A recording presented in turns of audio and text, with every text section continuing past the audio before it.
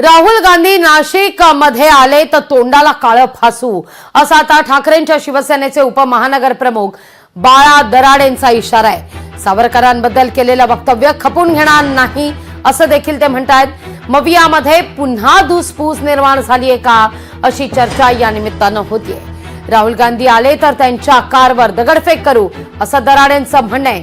विशेष म्हणजे या सगळ्यात महाविकास आघाडी गेली खड्ड्यात हे वक्तव्य दराडेंनी केलेलं आहे। या सगळ्या प्रकरणी आपण काही वेळापूर्वी बाळासाहेब दराडे यांच्याशी संवाद साधलेला होता।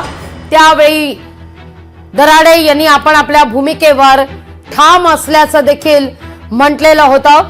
तर दराडे यांच्या सोबत या सगळ्याविषयी संवाद साधले आपले प्रतिनिधी महेश महाले यांनी। ठाकरेंच्या शिवसेनेचे उपमहानगर प्रमुख बाळा दराडे आपल्या सोबत आहे। आज एका वक्तव्याने ते चर्चेत आलेले आहे। ते म्हणजे सावरकर यांच्या जयंतीनिमित्त ते भगूरला गेलेले होते आणि राहुल गांधी हे जर नाशिकमध्ये आले तर त्यांच्यावर दगड फेकू, त्यांच्या तोंडाला काळा फासू अशा पद्धतीचा इशारा त्यांनी दिलेला आहे। बाळा दराडे, आज तुम्ही खरं तर एक वक्तव्य केलं, काय नेमकी भावना उफळून आली आणि कशा पद्धतीने तुम्ही त्याचा निषेध नोंदवता? आज स्वातंत्र्यवीर दामोदर सावरकर यांचा आज जन्मदिवस आहे व सावरकर हे आमच्या नाशिकचे भूमिपुत्र आहे। भगूरला त्यांचं जन्मस्थळ आहे।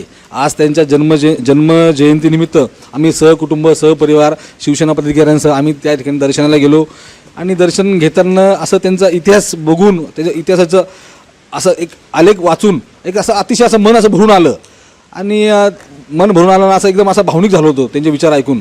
आणि तिथून बाहेर आलो, मीडियावाले भेटले, मीडियावाल्याने मला अचानकपणे प्रश्न विचारले व माझी भावना अचानकपणे मी भावनेत बोललो।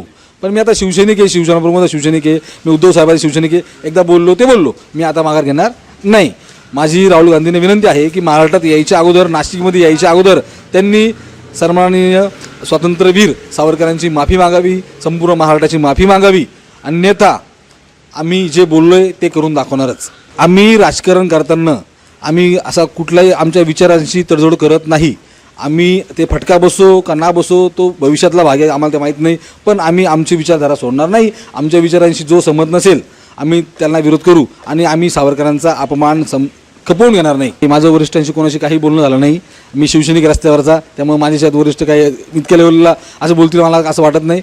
मी शिवसेनेची भूमिका मांडली, मला तर असं वाटतं की सन्माननीय उद्धव साहेब, आदित्य साहेब, संजय राऊत साहेब हे माझ्यावर खुश होतील।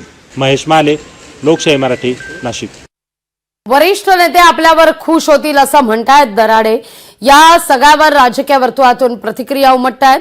संजय केणेकर काय म्हणाले ते ऐकूया आपण। उद्धव ठाकरेच्या मावळ्यांना सुद्धा बाळासाहेब अजून बाहेर गेलेले नाही, त्यांचे विचार आणि जनतेचे विचार माहीत पडले, परंतु उद्धव ठाकरेंना कळत नाहीये।